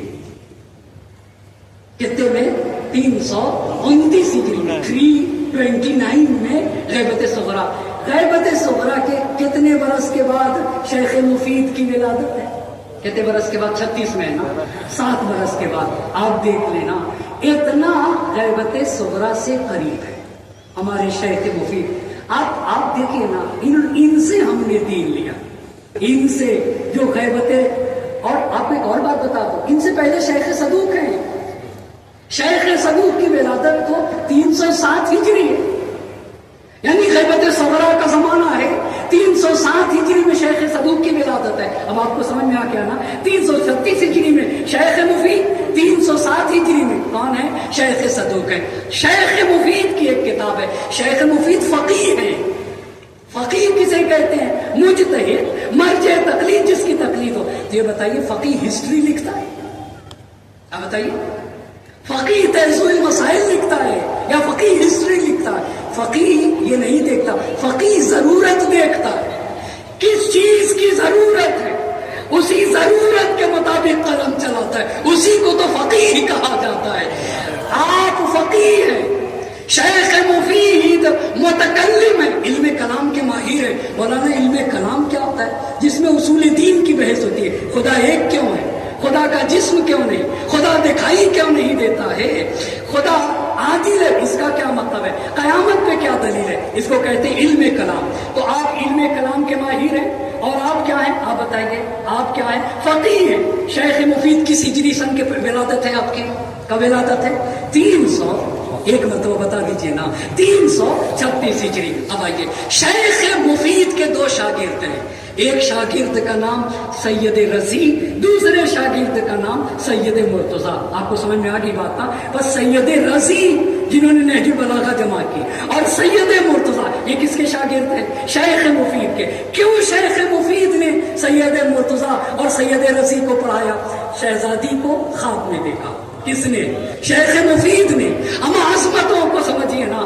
شیخ مفید نے شہزادی کو خواب میں دیکھا کہ حسن و حسین کا ہاتھ پکڑے ہیں, اور شیخ مفید کے پاس آتی ہیں, اور آنے کے بعد کہتے ہیں یا شیخ علمہما الفقہ, اے شیخ میرے دونوں بیٹوں کو فقہ سکھا دیجئے, دین سکھا دیجئے. تو جب آنکھ کھلی تو ایک فقیہ حیرت میں شہزادی حسن و حسین کو لے کر آئی اور مجھ سے کہہ رہی کہ میرے دونوں بیٹوں کو فقہ سکھا دیجئے. ابھی سوچ ہی رہے تھے کہ اتنے میں سید رضی اور سید مرتضیٰ کی ماں, سید رضی اور سید مرتضیٰ کو لے کر, یہ سید رضی سید ہیں یعنی اولاد فاطمہ ہیں. آواز بلند صلوات.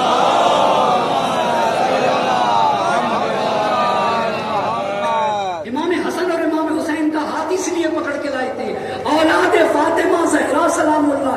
بڑا شرف ہے, بڑا مرتبہ ہے اولاد فاطمہ تو زہرا سلام اللہ علیہا ہونا. اب جب لے کے آئی تو یہ سمجھ گئے, ایک فقیہ کا خواب تھا, سمجھ گئے کہ شہزادی حسن و حسین علیہ السلام کو لے کر آئیں. اس کا مطلب ہے کہ یہ 2 شہزادے بڑی عظمتوں کے مالک ہیں, لہٰذا ان کو پڑھایا ہے شیخ مفید نے سید رضی کو. اور اتنے خوبصورت ہے سید رضی اور سید مرتضیٰ کی بتایا نہیں جا سکتا. ان کو شیخ مفید نے پڑھایا. شیخ مفید کی ایک کتاب ہے الارشاد. الارشاد ہسٹری کی کتاب ہے, اس میں تاریخ ہے, اس میں امام کی بھی تاریخ ہے. اب آپ کو اندازہ ہو گیا نا, اس میں امام کی ایک تقریر نقل کی ہے. کب؟ جب امام لوگوں کو صفین کے لیے بھیجنا چاہ رہے تھے تو اپنے پورے لشکر کو جمع کر کے ایک عالمی تقریر کی ہے, اور یہ الارشاد شیخ مفید کی کتاب الارشاد سے لکھ کر آیا ہوں. اور اب میں چاہوں گا اس میں کیا کیا باتیں کی. اس تقریر میں, اس کو کیوں, آپ نے بہت ساری تقریریں کی, میں نے اس تقریر کو کیوں چنا ہے, اس کے پیچھے راز یہ کہ اس میں بہت سارے مطالب ہیں. یہ تقریر ایک جامع تقریر ہے, اس میں نصیحتیں بھی ہیں, اس میں اتمام حجت بھی ہے, اور اس میں دوسری باتیں بھی ہیں. تقریر ایسے شروع ہوتی ہے, بہت توجہ کرے گا. اپنے پورے لشکر کو امام نے خطاب کر کے کہا, بندگان خدا, خدا سے ڈرو اور خدا کی اطاعت کرو, اور دیکھو اپنے امام کی پیروی کرو. ایک ایک لفظ پہ غور کرے گا, اپنے امام کی پیروی کرو, اس لیے کہ نیک لوگوں کو ان کے عادل امام کے ذریعے نجات ملے گی. اچھا, اور برے لوگ اپنے فاسق پیشوا کے ذریعے سے ہلاک ہوں گے. مطلب یہ تھا یوم ندعو کل اناس بامامہم, قیامت میں ہر ایک کو اس کے امام کے ساتھ بلایا جائے گا. نیک لوگوں کو نجات ان کے عادل امام کے ذریعے سے ملے گی, بد کردار ہلاک ہوں گے اپنے فاسق پیشوا کے ذریعے. اچھا, پھر اب دوسرا پوائنٹ، امام کہتے ہیں کہ اے میرے ساتھیوں، جس حکومت کو معاویہ غصب کر کے بیٹھا ہے وہ حکومت میرا حق ہے۔ اللہ اللہ، اس لیے کہ اس معاویہ نے میری بیعت توڑ دی اور خدا کے دین کو داغدار بنایا ہے۔ لفظوں پہ آپ صرف سکون سے سنتے جائیے، اسی اطمینان سے پڑھوں گا۔ اچھا، یہ جو حکومت ہے وہ میرا حق ہے، اس نے میری بیعت توڑ دی، خدا کے دین کو داغدار بنا دیا۔ اور پھر سارے مسلمانوں سے پوچھا، اے مسلمانوں، تم میری بیعت کی رودات سے اچھی طرح واقف ہو۔ پوری مدینے میں پوری داستان بیعت امام لکھتے ہیں کہ تم ان سارے مسلمانوں سے تم میل و رغبت کے ساتھ میرے پاس آئے، میری بیعت کے لیے میرے گھر آئے، مجھے میرے گھر سے نکالا، میں تیار نہیں تھا، تم نے اصرار پہ اصرار کیا، پھر بھی میں راضی نہیں ہو رہا تھا، تو تم مجھ پہ ایسے ٹوٹ پڑے جیسے اونٹ پانی کے گھاٹ پہ ٹوٹ پڑتے ہیں، اور مجھ سے کہنے لگے کہ آپ آئیے، ہاتھ بڑھائیے، ہم بیعت کریں گے۔ کہا ایسے میرے دروازے پہ ٹوٹے کہ مجھے خوف ہوا کہ کہیں تم میں سے باز کو قتل نہ کر دے۔ تم میرے گھر پہ ایسے ٹوٹ پڑے، مجھے اندیشہ ہونے لگا، مجھے خوف ہونے لگا باز کو قتل نہ کر دے۔ اور جب ہم آپ کو معاویہ کے حوالے کر دیں گے۔ آپ اس آیت کو دیکھیے نا، جب ان سے کہا گیا بنی اسرائیل کے اس گروہ سے کہ نہیں چلو جنگ کی جائے، تو چند افراد کے سوا سب نے جنگ سے منہ پھیر لیا۔ خدا ستمگروں کو، خدا ظالموں کو اچھی طرح سے جانتا ہے۔ اور جب ان کے پیغمبر نے ان سے کہا تمہارے لیے خدا نے طالوت کو بادشاہ معین کیا ہے، تو کہنے لگے اسے ہم پر بادشاہی کا حق کیسے حاصل ہو گیا، جبکہ ہم اس سے زیادہ بادشاہی کے حقدار ہیں، وہ تو مالدار نہیں۔ پیغمبر نے فرمایا خدا نے تمہارے مقابلے میں اسے منتخب کیا ہے، خدا نے طالوت کو علم دیا، خدا نے طالوت کو جسمانی قوت دی ہے، خدا نے بہت زیادہ علم دیا۔ اللہ جسے چاہے بادشاہی عطا کرے، اور اللہ بڑی وسعت دینے والا ہے، اور اللہ عالم ہے۔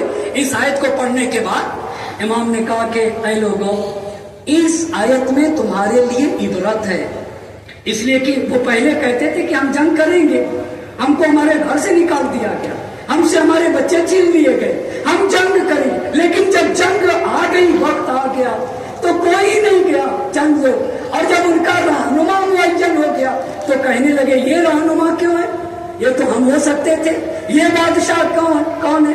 تو یہ کہا گیا کہ اس کا علم زیادہ ہے اور اس کی جسمانی طاقت بھی زیادہ ہے، اللہ جسے چاہے بادشاہی دے۔ امام کہہ رہے اس آیت میں صفین میں جانے والوں کے لیے، میرے سپاہیوں کے لیے عبرت ہے، تاکہ تم جانو کہ خلافت انبیاء کے بعد ان کے بازمندگان میں اللہ نے رکھا ہے۔ تم جان لو خدا نے طالوت کو برتری دی ہے، انہوں نے انتخاب کیا ہے، اور برتری کا دو معیار رکھا، ایک علم اور ایک جسمانی قوت، اور وہ دونوں میرے پاس ہے۔ معاویہ کے پاس نہ علم ہے نہ جسمانی قوت ہے، کہ اس آیت میں تمہارے لیے عبرت ہے، عبرت ہے۔ اچھا، کیا تمہارے ذہنوں میں یہ خیال نہیں آتا، اللہ اللہ، کیا تمہارے ذہنوں میں یہ خیال نہیں آتا ہے کہ یہ خیال نہیں آتا کہ اللہ نے بنی ہاشم کو معاویہ پر مقدم کیا ہے؟ یہ خیال نہیں آتا تمہارے ذہنوں میں؟ کیا تم یہ نہیں جانتے کہ بنی ہاشم بنی امیہ سے بہت افضل ہیں؟ کیا یہ بات تمہارے ذہنوں میں نہیں آتی ہے؟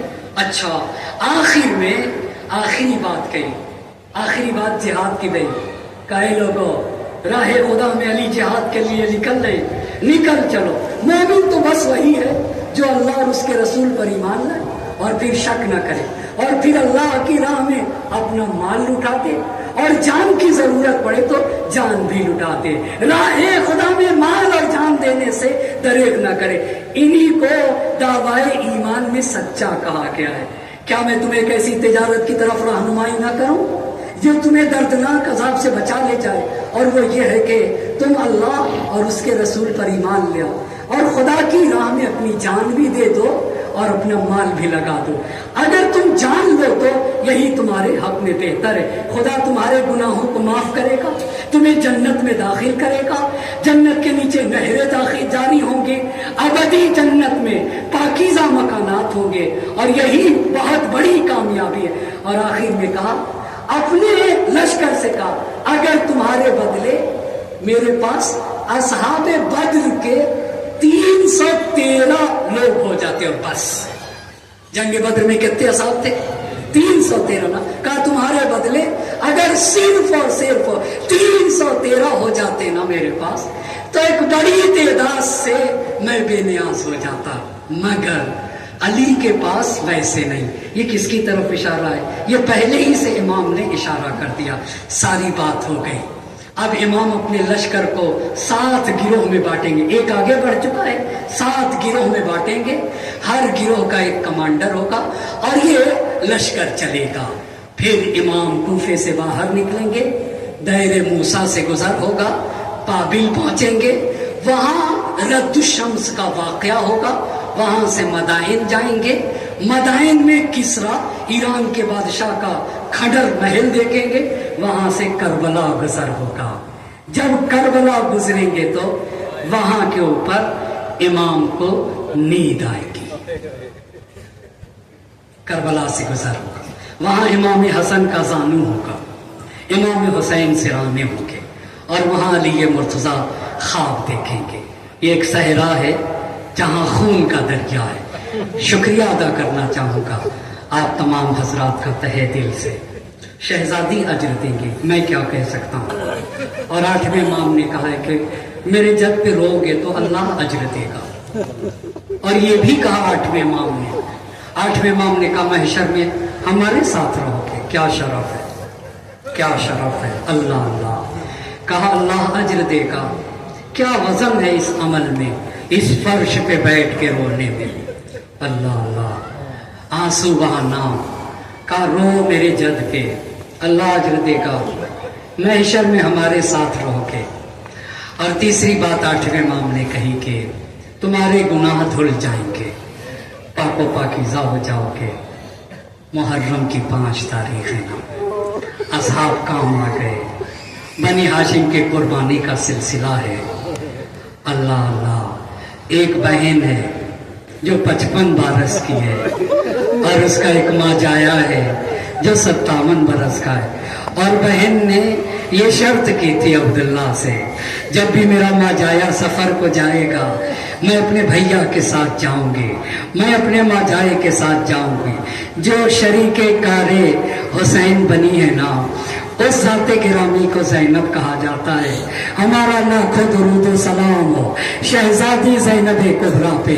آپ کو پتا ہے نا، حسین نے مدینہ چھوڑا تو زینب ساتھ تھی، مگر آن و محمد مدینے میں تھے، حسین مکے میں آ کے عبداللہ نے آن و محمد کو خط دے کر بھیجا، کہا دیکھو حسین جب ملے تو حسین سے کہنا کہ مکہ چھوڑ کر نہ جائے۔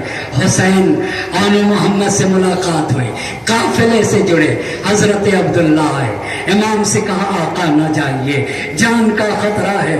حسین نے کہا کہ نانا نے مجھے عالم رویا میں کچھ ذمہ داری دی ہے، مجھے وہ ذمہ داری پورا کرنا ہے، میں وہ ادا کروں گا۔ تو پوچھا وہ ذمہ داری بتا دیجئے، آپ کے نانا نے کون سی ذمہ داری دی ہے؟ کہا وہ میں بتا نہیں سکتا، میں جب تک زندہ رہوں گا میں بتا نہیں سکتا، مجھے وہ ذمہ داری ادا کرنا ہے۔ تو جب عبداللہ مایوس ہو گئے اور حسین کربلا جانے کے لیے تیار تھے تو عبداللہ نے آن و محمد کو بلایا اور آن و محمد سے یہ کہا کہ دیکھو اپنے ماموں کے ساتھ ساتھ رہنا، اور اگر حسین پہ کوئی ایسا وقت آ جائے تو جان دینے سے دریغ نہ کرنا۔ اللہ اللہ، کیا کارنامہ ہے حضرت عبداللہ کا، حسین پر جان دینے سے دریغ نہ کرنا۔ آن محمد حسین کے ساتھ ساتھ رہے، کربلا میں حسین کے ساتھ ساتھ۔ جب شب عاشور آئی نا، ہر بیوی اپنے बच्चे को संभालती थी और अपने बच्चे को सिखाती थी, देखो कल हुसैन के काम आना है। और असहाब के घर के लोग असहाब से ये कहते थे, अहले बैस के से पहले तुम्हें कुर्बान होना है। तो ज़ैनब भी अपने बच्चे को समझाती होगी, ए मेरे बच्चों, कल दादा जाफर तैयार की शुजाअत दिखाना है, नाना अली मुर्तज़ा की शुजाअत का मुज़ाहिरा करना है। अजरकुम अल्लाह, देखो बाबू पे कुर्बान हो जाना। अरे ये हुआ जब रोज़े आशूर कुर्बानियों का सिलसिला शुरू